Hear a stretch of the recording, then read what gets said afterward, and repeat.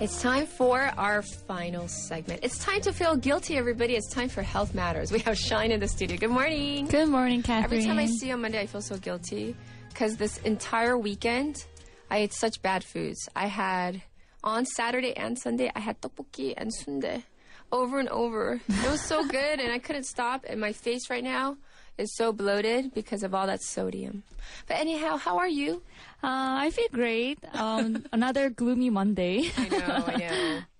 But we're trying to spruce things up. How was your weekend? What did you do? I helped my family make kimchi. Ooh, like kimjang. Yeah. Kimchi making season. My auntie's family makes the best kimchi. Okay. So I help them every year around this time and get some kimchi from them. Ooh, very cool. How was it? Was it really hard? It was lots of work all day long. And we ordered 80 kilogram of salted cabbage. 80 calories. That's a lot of kimchi. Yeah, and which will be enough for everyone until next year. Okay. And lots of chili pepper powder, garlic, ginger, and some 젓갈, salted seafood. And but I got to do some like fun part called 치대기. What is 치대기? Putting seasoning on cabbage. Oh. So like seasoning making and all the hard work my auntie and my mom did. Right. But I got to do the fun part. Oh, the 치대기 part. And usually, isn't there like a lots of food during like kimchi making season? Yeah, like I didn't really know it was a tradition to eat 돼지 수육, like boiled pork slices and the kimchi that we made. So yeah, it was fun to work with my family and eat together. I'm proud of this kimchi tradition of Korea and want it to be continued. Ah, indeed. And I have to say that I never made kimchi until I came out to Korea. In California, I always bought it at a market. But it's so expensive here in Korea, so I've started making it with my family members too. And not just that, but kimchi has been nominated, I hear, as one of the healthiest foods in the world. Is that correct? Yes, kimchi is loaded with vitamin A, B, and C, but its biggest benefit may be in its healthy bacteria called lactobacillus 유산균, found in fermented foods like kimchi and yogurt. This good bacteria helps with digestion, plus it seems to stop and even prevent yeast infections, according to a recent study. And more good news is that some studies show fermented cabbage has compounds that may prevent the growth of cancer. That's pretty amazing, right? I mean, because when our ancestors came up with kimchi, they didn't know about vitamins A, B, and C and lactobacilli or anything like that, but it turns out to be really, really healthy. But, there's a big but. Isn't it high in sodium? Yes, kimchi is salty, and it's inevitable to use salty to preserve cabbage. Because back in the days, they didn't have a refrigerator, and then during the winter time, they couldn't get any vegetables or fruits. So they preserved cabbage, so they were able to eat some sort of vegetables with a lot of vitamins during the winter, right? Yes, and so it is. Is it better not to eat kimchi to avoid excessive intake of sodium? Please say no. Please say no. I would say no. Okay. There are ways to get all the good benefits of kimchi without worrying about sodium. Oh, I'm so curious now.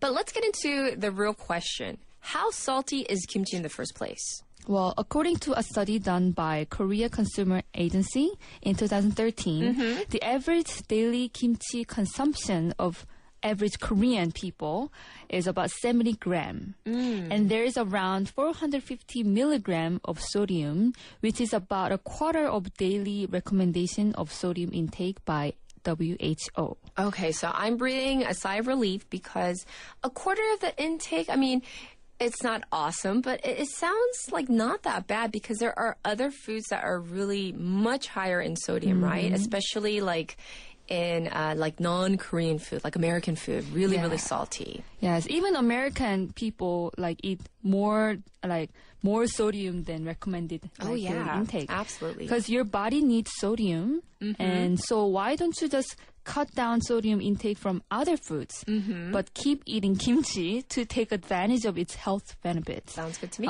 There are many unhealthy foods that are high in sodium with not much nutritional value. Like instant noodle, ramen. If you read the label, like it has like 90% of your sodium, and so lunch meat.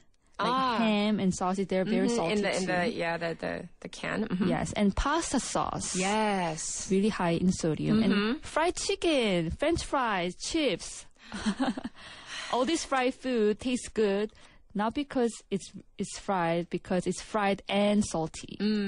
And most soups, especially jjigae.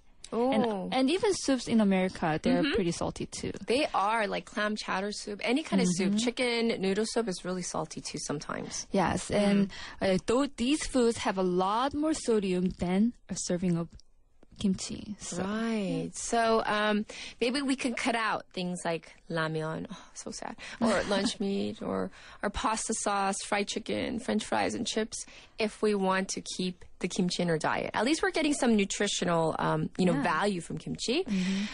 So tell us a little bit more about kimchi. Yeah, but in fact, sodium in kimchi is not as bad as you think. First of all, most kimchi recipes use sun-dried sea salt, 천일염, which has many health benefits, and it's lower in sodium compared to normal table salt. Right. Yes, and you can get this benefit if you make kimchi like me, like kimjang, and you know that's like really healthy. Yes. Also, kimchi is high in potassium because it's the main ingredient is cabbage. Yes. And high intake of potassium neutralize the effect of elevated sodium intake on blood pressure level. Ooh, so it kind of offsets it. Yes. Very good, right? So it seems like if you don't overload yourself, if you don't eat too much of it, kimchi might not be, that bad for you. You can enjoy healthy kimchi without overloading sodium. Right. If you eat, less of unhealthy foods. Right. So what are some really unhealthy salty foods? I want to hear from Shine. I know you try to eat clean most of the times, but what are some foods sometimes that you indulge in that are kind of high in sodium? I love spicy and salty food. So tteokbokki. All weekend. And all the spicy noodles. Right. I don't really crave for sweets, but that spicy and salty. Yeah, me too. Like jjampong. So terrible for us. So when I was on a diet for my professional photo shoot, I had to cut down on sodium, so I lose like water and all the excessive fat.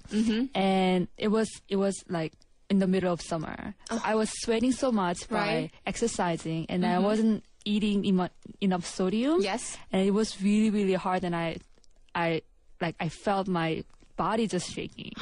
Wow. But one thing I ate was tingcho, like spicy pepper. Yeah. To kind of satisfy my spicy craving. Right. And because, that's just vegetable and then very natural. So that was my alternative. You're like, it's healthy. There is vitamin C though in peppers. So yes.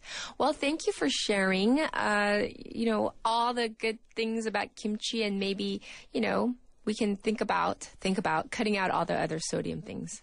Okay, we'll check in with you on Monday, but Merry Christmas. Merry Christmas. All right, speaking of Christmas.